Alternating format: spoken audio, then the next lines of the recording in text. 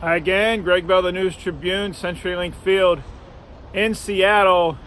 What did we learn today? 40-34 overtime win.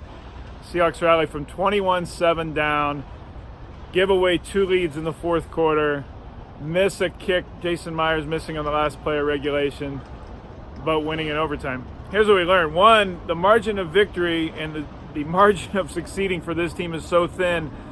Today it depended on how a coin landed.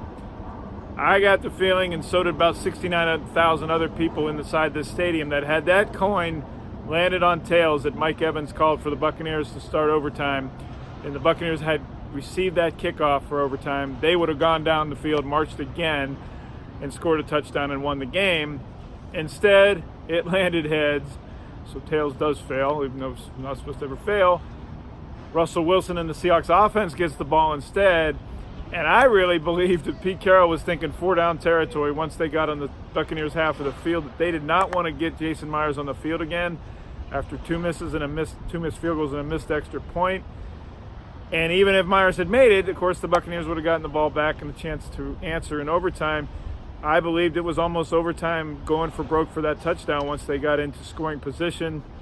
Of course, all of it became moot when Russell Wilson threw to Jacob Hollister, 10-yard touchdown, winning the game without Jameis Winston and the Buccaneers even having to test the Seahawks defense again in overtime.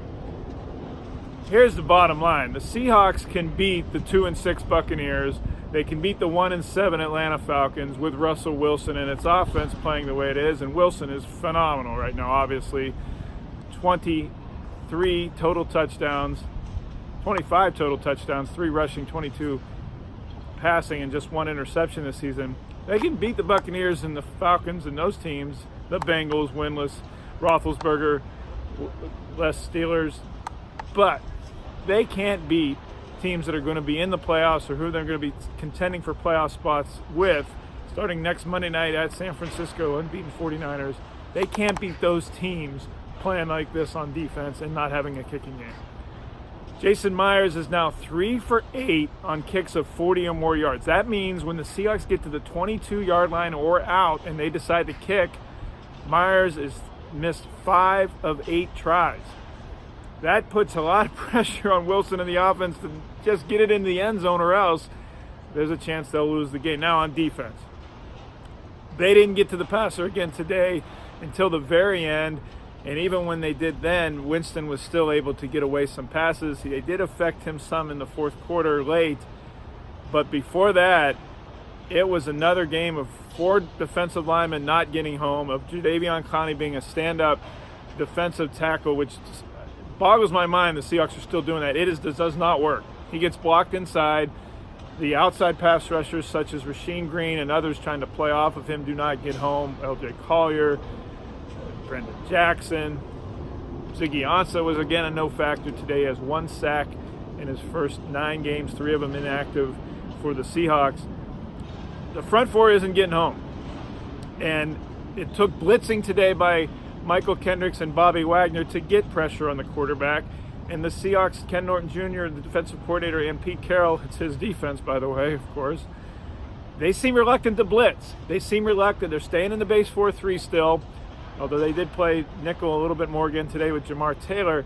But they seem to be reluctant to blitz, to take Wagner and Kendricks out of pass coverage.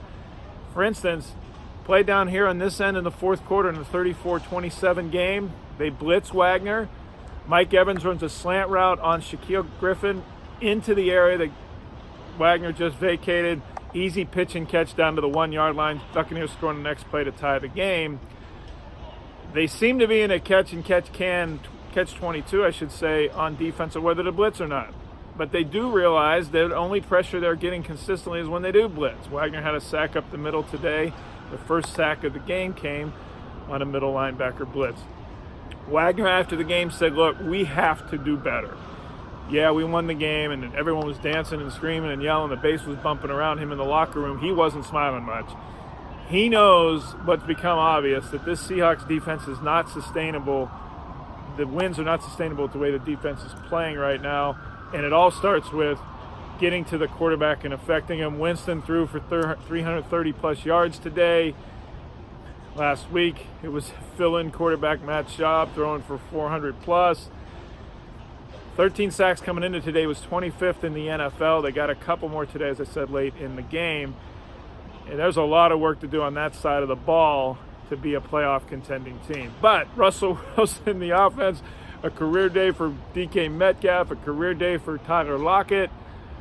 They can win games by outscoring teams, obviously, winning 40-34 today. The defense, however, has given up 550 plus yards, 20 points in the second half to Atlanta last week, 34 more points today. That's 54 points in the last 6 quarters against teams with a combined 3 wins.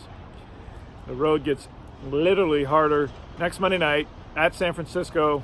Seahawks are remaining a game and a half behind the 49ers for the division lead. No real injuries to come out of the game that we talked about afterwards. The biggest news after the game was Pete Carroll saying Jason Myers is our kicker. He's remaining the kicker, and that may be because they can't afford to cut him after giving him $5.5 million guaranteed. The Seahawks after the game rallied around their kicker, saying they wanted for him and supported him, Carroll said. Myers jetted out of the locker room pretty quickly after we were allowed in and we didn't get to talk to him. But suffice to say, there's a lot to work on for this team between now and 8 days later when they play in Santa Clara. I'm going to get out of here quickly. It's my birthday. I'm going to go home with my family and celebrate it.